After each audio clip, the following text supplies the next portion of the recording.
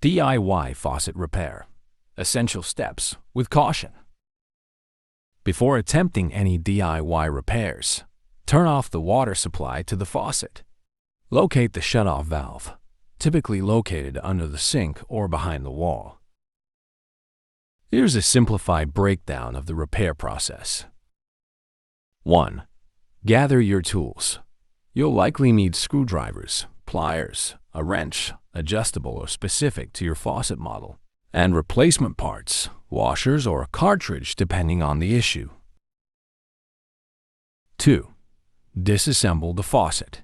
Consult your faucet manual or online tutorials for specific disassembly instructions.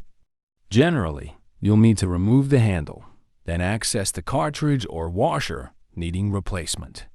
3. Replace the worn-out part. Install a new washer or cartridge according to the manufacturer's instructions. 4. Reassemble the faucet.